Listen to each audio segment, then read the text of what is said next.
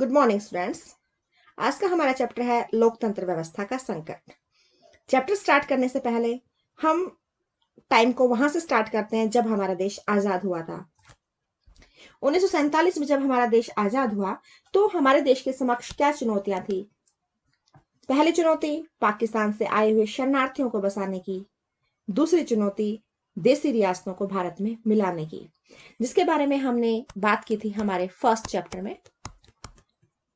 उसके बाद 1952 में पहला लोकसभा चुनाव होता है और कांग्रेस पार्टी की जीत होती है। कांग्रेस पार्टी की तरफ से प्रधानमंत्री बनते हैं पंडित जवाहरलाल नेहरू। आपको पता है कि भारत में हर 5 साल बाद इलेक्शन होते हैं, तो दूसरा इलेक्शन हुआ था 1957 में। इस चुनाव में भी कांग्रेस पार्टी की जीत होती है। तीसरा लोकसभा चुनाव फिर 5 साल बाद 1962 में फिर से कांग्रेस पार्टी की जीत होती है। तो एक दल का प्रभुत्व कायम रहता है। ये हमने जाना था हमारे सेकंड चैप्टर में। इसके आगे और बढ़े तो 1960 से 70 के बीच में कांग्रेस के समक्ष क्या चुनौतियां आई, कैसे कांग्रेस ने इन चुनौतियों का सामना करते हुए अपने आप को पुनर्स्थापित कर लिया, ये हमने जाना हमारे 5th चैप्टर में। इस समय के बाद की अगर हम बात करें तो हम बात करेंगे अब 1971 से 1980 तक, 1971 से 1980 तक कैसी राजनीतिक व्यवस्था हमारे देश में रही और इस समय क्या संकट आया हमारे लोकतंत्र के समक्ष। तो अगला हमारा जो चैप्टर है 6th चैप्टर है और नाम है लोकतंत्र व्यवस्था का संकट, और टाइम पीरियड रहेगा इसमें 1971 टू 1980। चलिए आगे बढ़ते हैं। देखिएगा इस टाइम चार्ट पर हम नजर डालें तो इस लेसन में हमें पढ़ना है 1971 से लेकर के 1980 तक के समय को।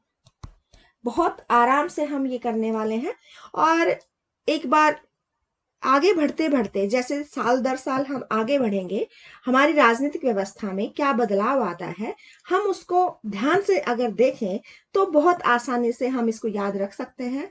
चाहे क्वेश्चन सब्जेक्टिव हो या ऑब्जेक्टिव, बहुत आसानी से हम याद रख पाएंगे और लंबे समय तक याद रख पाएंगे। तो चलिए स्टार्ट करते हैं 1971 से। भारत पाक युद्ध। 1971 में भारत और पाकिस्तान का युद्ध होता है, लेकिन हमारे लिए ये जानना जरूरी है ना कि भारत और पाकिस्तान का युद्ध हुआ क्यों था। देखिएगा पाकिस्तान के दो भाग थे।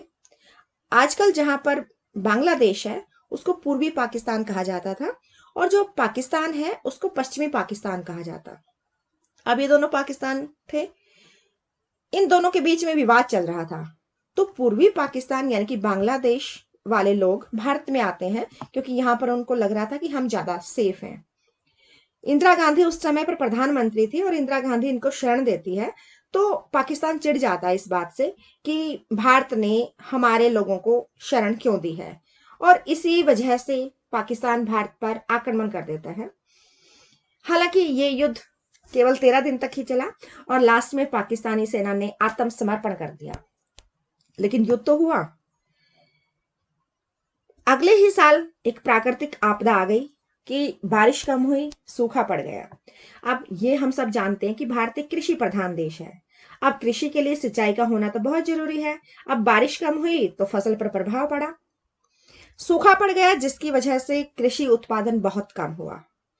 दूसरी बात ये कि जो कृषि उत्पादन है उसके ऊपर निर्भर करते हैं कुछ उद्योग। अब ये देखिएगा कृषि में अगर कपास का उत्पादन ही नहीं होगा तो फिर कप सूती वस्त्र उद्योग को कच्चा माल नहीं मिलेगा तो उद्योगों को भी हानि होगी। ऐसे ही गन्ना नहीं होगा तो चीनी उत्पादन के लिए उद्योगों में नहीं जा पाएगा, तो चीनी उत्पादन कहां से होगा। तो कृषि उत्पादन में कमी आई, साथ के साथ औद्योगिक उत्पादन में भी कमी आई। जब उत्पादन ही कम हो गया तो ऑटोमेटिकली कीमत तो बढ़ेगी ही। 1974 तक ये कीमतें लगभग 30% तक बढ़ गई। अब इतनी कीमतों का बढ़ना, जनता आवाज उठाती है कि इतनी महंगाई क्यों बढ़ती जा रही है और उसके विरोध में कुछ आंदोलन चलाए जाते हैं। यहां हम इस चैप्टर में बात करेंगे कुछ मुख्य आंदोलन, जैसे गुजरात और बिहार आंदोलन को हम डिटेल से जानेंगे। इसके अलावा रेलवे कर्मचारियों कुछ अपनी मांगे थी और रेलवे कर्मचारी हड़ताल करते हैं। ये भी 1974 की ही बात है। अब कुछ और राज्यों में भी लोग सरकार के खिलाफ खड़े होते हैं और अपने आप को बचाने के लिए इंदिरा गांधी देश में आंतरिक गड़बड़ी कि देश में सिस्टम सही नहीं चल रहा है, आंतरिक गड़बड़ी चल रही है, तो शासन नहीं संभाला जा रहा, तो आपातकाल यानी कि इमरजेंसी लागू कर दी जाती है। इमरजेंसी आप सब जानते हैं कि आपातकाल में एक ही जगह पर शासन व्यवस्था केंद्रित हो जाती है और सेंटर के पास ज्यादा पावर आ जाती है। यहाँ पर राष्ट्रपति शासन लागू हो जाता है कि राष्ट्रपति ही सारे डिसीजन लेगा पूरे देश के लिए। तो आपातकाल की घोषणा होती है 1975 में। यहां पर हम कारणों की आगे डिटेल से चर्चा करेंगे। लास्ट में हम बात करेंगे 1980 के चुनाव की।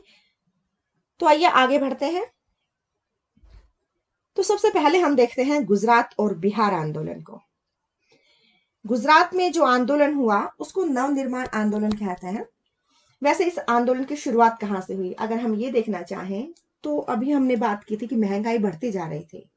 इस महंगाई के विरोध में लोगों ने आवाज उठाई और स्टार्टिंग कहां से हुई ये अगर हम देखें तो गुजरात के शहर अहमदाबाद के इंजीनियरिंग कॉलेज के हॉस्टल से शुरुआत होती है। हुआ क्या था कि हॉस्टल की मेस में जो खाना बनता है उस खाने की कीमत बढ़ा दी जाती है और खाने की कीमत लगभग 20% तक बढ़ा दी गई। अब छात्रों के लिए एकदम से कीमत का बढ़ना, तो छात्र विरोध प्रदर्शन करते हैं, सड़कों पर उतर आते हैं। अब छात्र तो जहां पर विरोध कर ही रहे थे सरकार का महंगाई के विरोध में, दूसरी तरफ कुछ राजनीतिक लोग भी उसमें शामिल हो जाते हैं। तो कई महत्वपूर्ण राजनीतिक दल भी इसमें शामिल हुए। साथ के साथ ये विरोध इतना ज्यादा उग्र हो गया, हिंसात्मक हो गया कि वहां पर फिर मुख्यमंत्री से इस्तीफे की मांग की जाती है। और उस समय पर गुजरात के मुख्यमंत्री थे चिमन भाई पटेल। चिमन भाई पटेल से इस्तीफे की मांग और ये अपना इस्तीफा दे देते हैं और गुजरात में हो जाता है राष्ट्रपति शासन लागू। राष्ट्रपति शासन लागू होने के बाद फिर से चुनाव करवाए जाते हैं और जो कांग्रेस थी वो यहां पर हार जाती है। तो ये था गुजरात का नवनिर्माण आंदोलन सरकार के विरोध में, और सरकार गिर जाती है जो कि वहां पर पहले कांग्रेस की थी और अगले चुनाव में कांग्रेस हार जाती है। दूसरे राज्य की अगर हम बात करें तो बात करते हैं बिहार की। बिहार के पटना में ये आंदोलन शुरू होता है। वही बढ़ती महंगाई, भ्रष्टाचार के खिलाफ, बेरोजगारी के खिलाफ आंदोलन की शुरुआत होती है और इस आंदोलन को शुरू करते हैं नेता जयप्रकाश नारायण। ये क्रांति इतनी ज्यादा बढ़ जाती है कि हर क्षेत्र के लोग इसमें शामिल हो जाते हैं, चाहे वो सामाजिक, आर्थिक, राजनीतिक क्षेत्र हो या फिर आध्यात्मिक, सांस्कृतिक या शैक्षिक क्षेत्र। सभी क्षेत्रों के लोग इसमें शामिल थे, सभी फील्ड के लोग इसमें शामिल थे, इसलिए इसको नाम दिया गया संपूर्ण क्रांति का। जयप्रकाश नारायण ने हर फील्ड के लोगों को इकट्ठा किया और आवाज उठाई सरकार के खिलाफ, इंदिरा गांधी के खिलाफ, और एक ही मकसद था कि इंदिरा गांधी को पद से हटाना। इसके अलावा अगर हम बात करें तो रेलवे कर्मचारियों ने हड़ताल कर दी। रेलवे कर्मचारियों का बोनस काट लिया गया था और कुछ और मांगे थी इन कर्मचारियों की, लेकिन वो सरकार नहीं मान रही थी। तो नेता थे जॉर्ज फर्नांडिस, इनके नेतृत्व में हड़ताल शुरू होती है और ये हड़ताल लगभग 20 दिन तक चली। अगर हम जॉर्ज फर्नांडिस की बात करें तो ये समाजवादी पार्टी के अध्यक्ष थे और साथ ही रेलवे मजदूरों के संगठन के अध्यक्ष भी थे। इस हड़ताल के बाद और ज्यादा सरकार के खिलाफ आवाज उठती है और हर तरफ भ्रष्टाचार, जंगल राज, हिंसा। आवाज उठा रहे हैं जयप्रकाश नारायण। ये हमारे एनसीईआरटी की पिक में भी दिखाया गया है कि कैसे जनता सरकार के विरोध में है और कुछ नेता नेतृत्व कर रहे हैं इन आंदोलनों का। इसके अलावा, आंदोलनों के अलावा और क्या कारण थे, अगर हम ये देखें तो बात करते हैं 1971 के चुनाव को अवैध ठहराना। देखिएगा, 1971 का 5वां लोकसभा चुनाव जो कि इंदिरा गांधी इसमें भारी मतों से जीती थी। चुनाव के बाद राज नारायण जो कि इंदिरा गांधी के खिलाफ इलेक्शन में खड़े थे, वे कोर्ट केस डाल देते हैं कि इंदिरा गांधी ने चुनाव में सरकारी कर्मचारियों की मदद ली है, जबकि चुनाव प्रक्रिया के समय सरकारी कर्मचारियों की मदद लेना गैर कानूनी है। अब कोर्ट में केस चलता है इलाहाबाद हाई कोर्ट में, और न्यायाधीश जगमोहन लाल सिन्हा इसका फैसला सुनाते हैं कि ये चुनाव अवैध था, गैर कानूनी था। तो 1971 के चुनाव के बाद ही तो इंदिरा गांधी प्रधानमंत्री पद पर बैठी थी। तो यहां पर जब उनके चुनाव को अवैध ठहरा दिया गया, तो इसका मतलब उनको इस्तीफा दे देना चाहिए। अब इंदिरा गांधी को यह लगा कि मुझे इस्तीफा देना पड़ेगा, इससे अच्छा है कि आपातकाल ही लगा दिया जाए। तो इंदिरा गांधी ने अपने आप को बचाने के लिए इमरजेंसी लगाई। इसके अलावा इंदिरा गांधी ने कुछ और भी असंवैधानिक काम किया। वो क्या कि सर्वोच्च न्यायालय में मुख्य न्यायाधीश बनाया जाता है ज्यादा एक्सपीरियंस वाले न्यायाधीश को। तो सर्वोच्च न्यायालय का मुख्य न्यायाधीश बनने की जो योग्यता थी, वरिष्ठ न्यायाधीश जो थे उस समय पर, वो थे JM शैलट, KS हेगड़े और NN ग्रोवर। लेकिन इंदिरा गांधी ने यहां पर अपनी मनमानी की और AN राय को सर्वोच्च न्यायालय का मुख्य न्यायाधीश बना दिया। यहां पर भी इंदिरा गांधी द्वारा गैर कानूनी तरीके से काम किया गया, जो कि हमारे संविधान के अनुसार नहीं था। तो धीरे धीरे सब लोगों को लगने लगा कि इंदिरा गांधी जो है वो हमारे देश के लिए अब सही प्रधानमंत्री नहीं रही है, क्योंकि कांग्रेस में अब वो बात नहीं रही। इसलिए अब सब तरफ जब जनता विरोध में खड़ी है और दलों के नेता इंदिरा गांधी का विरोध कर रहे हैं, लेकिन इंदिरा गांधी अपने को आपको बचाने की कोशिश कर रही है। देखिएगा यहाँ पिक में भी दिख रहा है कि इंदिरा गांधी के पैर जो है वो उखड़ गए हैं। इसकी कुर्सी को थामने की कोशिश की जा रही है, बचाने की कोशिश की जा रही है कि किसी तरह इंदिरा गांधी प्रधानमंत्री पद पर रहे। लेकिन इस तरह से विरोध प्रदर्शन जो है कहीं पर भी सरकार के फेवर में नहीं थे। तो लास्ट में इंदिरा गांधी द्वारा आपातकाल की घोषणा कर दी जाती है, और आपातकाल की घोषणा 25 जून की आधी रात 1975 से लागू होती है। इमरजेंसी लगा दी जाती है। अब थोड़ा सा इमरजेंसी के बारे में बात करनी जरूरी है कि आखिर देश में आपातकाल लगता क्यों है। देखिएगा, हमारे देश में 3 प्रकार से आपातकाल लगाया जा सकता है। एक तो राष्ट्रीय आपात, पूरे देश में आपातकाल लगाना हो। इमरजेंसी, पूरे देश का शासन नहीं चल रहा हो, कोई बाहर का देश आक्रमण कर दे या देश में ही विद्रोह पैदा हो जाए, हालातों को काबू करना मुश्किल हो जाए, तो पूरे देश में इमरजेंसी लगाई जा सकती है। पूरे देश में अब अगर इमरजेंसी लगानी है तो 2 तरीके से लगाई जाएगी। या तो बाहरी देश युद्ध या आक्रमण कर दे, दूसरा आंतरिक गड़बड़ी के आधार पर। तो इमरजेंसी अब तक 2 बार युद्ध की स्थिति में तो हुई थी। एक बार भारत और चीन के युद्ध के समय और दूसरा भारत पाकिस्तान युद्ध के समय। लेकिन आंतरिक गड़बड़ी के आधार पर पहली बार 1975 में इमरजेंसी लगाई जाती है देश में, जो कि इंदिरा गांधी ने अपने आप को बचाने के लिए लगाई है। ठीक है, तो यहां पर तीसरे आपातकाल की अगर हम बात करें तो आर्थिक आपातकाल होता है जब देश में धन संकट आ जाए, आर्थिक स्थिति कमजोर हो जाए और देश को चलाना मुश्किल हो जाए, तब आर्थिक आपातकाल लगाया जाता है। लेकिन इस तीसरे तरीके का आपातकाल अब तक भारत में कभी नहीं लगा है।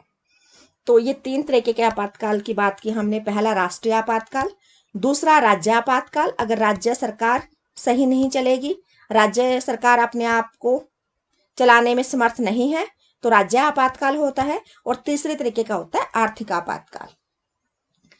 तो इमरजेंसी लगा दी इंदिरा गांधी ने। वापस अपने टॉपिक पर आते हैं कि आपातकाल की घोषणा कर दी गई इंदिरा गांधी द्वारा अपनी कुर्सी को बचाने के लिए। वैसे आपातकाल की घोषणा की जाती है राष्ट्रपति द्वारा। इंदिरा गांधी ने सिफारिश की थी कि देश में स्थिति सही नहीं है, तो प्रधानमंत्री सिफारिश करता है और फिर राष्ट्रपति आपातकाल की घोषणा करता है। अब प्रधानमंत्री तो इंदिरा गांधी थी, तो क्वेश्चन तो उठेगा ना कि राष्ट्रपति फिर उस समय कौन थे। राष्ट्रपति थे फखरुद्दीन अली अहमद। आगे बात कर लेते हैं कि इमरजेंसी का इफेक्ट क्या पड़ा हमारे देश पर। जब इमरजेंसी लागू हो गई तो जो आंदोलन हड़ताल सरकार के खिलाफ चल रही थी वो अब नहीं हो पाएंगे। यहां तक कि व्यक्ति के मौलिक अधिकारों में ही कमी आ जाती है।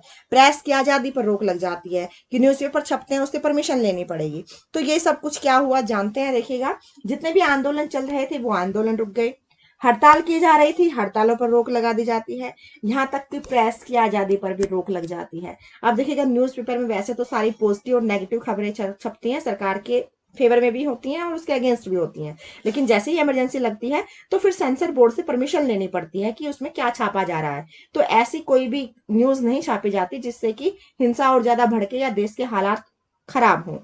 तो प्रेस की आजादी पर रोक लग जाती है, धरना प्रदर्शन हड़ताल ये सब रुक जाते हैं, निवारक नजरबंदी लागू हो जाती है। इसको हम थोड़ा सा और डिटेल से जानते हैं कि आखिर क्या होती है निवारक नजरबंदी। देखिएगा मीसा कानून, इसको हम देखते हैं। मीसा है maintenance of internal security act, यानी कि देश के आंतरिक हालातों पर कंट्रोल करने के लिए ये एक्ट लागू किया जाता है। और इस एक्ट में होता क्या है कि किसी भी को गिरफ्तार किया जा सकता है संदेह के आधार पर, और बिना मुकदमा चलाए उसको जेल में डाला जा सकता है। अब इसका दुरुपयोग किया इंदिरा गांधी ने आपातकाल के समय, कि जो भी नेता उसके खिलाफ थे या जो भी व्यक्ति ये लग रहा था कि इंदिरा गांधी का विरोध कर रहे हैं, उनको गिरफ्तार किया गया और जेलों में डाल दिया गया। जेल भरो अभियान एक तरह से एक अंधा कानून जो है ये था कि चला दिया जाता है। और इस कानून के तहत अगर हम बात करें तो लगभग 676 प्रमुख नेता और लगभग 1,11,000 लोगों को जेलों में ठूस दिया जाता है। इतनी ज्यादा बड़ी मात्रा में गिरफ्तारियां होती हैं और कितने ही लोगों की मौत हो जाती है पुलिस हिरासत में।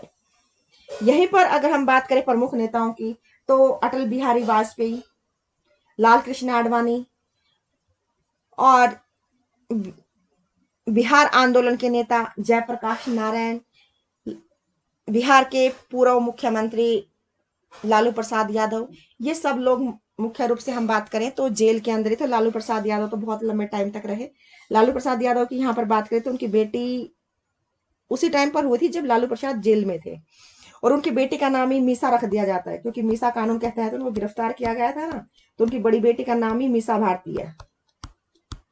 ये था निवारक नजरबंदी कानून जिसमें बहुत सारी गिरफ्तारियां हुई थी। इसके अलावा इंदिरा गांधी के बेटे संजय गांधी द्वारा कुछ गलत स्टेप उठाए जाते हैं इस दौरान, कि झुग्गी झोपड़ियों को एक जगह से दूसरी जगह पर स्थापित कर दिया गया। दिल्ली में ही देखें तो बहुत सारी झुग्गी झोपड़ियों को शिफ्ट कर दिया गया था यमुना नदी की तरफ। तो चाहे हम एक पक्के घर में रहते हैं या फिर हम रहते हैं झुग्गी झोपड़ी में, एक जगह से दूसरी जगह पर जब विस्थापित किया जाता है तो बहुत सी परेशानियों का सामना करना पड़ता है। तो इस तरह से ये गरीब जनता भी अब कांग्रेस के फेवर में नहीं थी। इसके अलावा जबरदस्ती नसबंदी करवा दी जाती है। यहाँ नसबंदी को अगर हम समझ नहीं पा रहे हैं तो देखिएगा, पुरुष की पिता बनने की योग्यता कम हो जाती है इस ऑपरेशन के बाद। तो जबरदस्ती अगर किसी के साथ ऐसा होता है तो वो कभी भी एक मानव अधिकार के अनुसार सही नहीं है। और इस नसबंदी के अनुसार देखा जाए, असल में ये था जनसंख्या को कंट्रोल करने के लिए, लेकिन बढ़ती जनसंख्या को कंट्रोल करने का अवैधानिक तरीका इसको कहा जा सकता है, कि जबरदस्ती किसी को इस से वंचित नहीं किया जा सकता। तो संजय गांधी ने लगभग एक साल के अंदर ही 60 लाख लोगों की नसबंदी करवा दी। तो अब ये देखिएगा क्या ये लोग कभी भी इसके फेवर में होंगे, जिसका कभी फायदा कम और नुकसान ज्यादा हुआ लोग, क्योंकि लोग इसके अगेंस्ट ही ज्यादा रहे थे। इसके अलावा आपातकाल के दौरान 42वां संविधान संशोधन लागू किया जाता है, और ये संविधान संशोधन जो था वो हमारे कॉन्स्टिट्यूशन में इतने ज्यादा चेंज हुए इस दौरान कि इसको लघु संविधान कहा गया। ये लघु संविधान संशोधन 42वां हुआ था 1976 में, आपातकाल के दौरान ही, क्योंकि आपातकाल तो चला फिर 1977 तक। इस संशोधन में कुछ ऐसे बदलाव किए गए जिससे कि सेंटर की पावर ज्यादा हो जाए। इंदिरा गांधी को लग रहा था कि मैं ज्यादा पावरफुल हो जाऊं, तो यहाँ क्या हुआ कि लोकसभा का जो कार्यकाल 5 साल का है, कि लोकसभा 5 साल के लिए काम करती है, तो उसको बढ़ा करके 5 से 6 साल कर दिया गया। इसके अलावा मौलिक अधिकारों की अपेक्षा नीति निर्देशक सिद्धांतों को ज्यादा महत्व दिया गया। राष्ट्रपति काम करेगा तो प्रधानमंत्री की सलाह पर काम करेगा। तो ऐसे कई संशोधन थे जो कि इसके द्वारा किए गए थे। तो देखें तो कुल मिलाकर आपातकाल जो था उसमें बहुत गलत हुआ जनता के साथ, और इमरजेंसी का इस तरीके से आंतरिक गड़बड़ी के आधार पर इमरजेंसी लगाना वो काफी घातक भी रहा इंदिरा गांधी के लिए। और इस इमरजेंसी का क्या प्रभाव रहा, और बाद में अगले चुनाव में, छठे लोकसभा चुनाव में कांग्रेस हार जाती है और जनता पार्टी की जीत होती है, इसको हम जानेंगे अपने वीडियो के सेकंड पार्ट में। Thank you.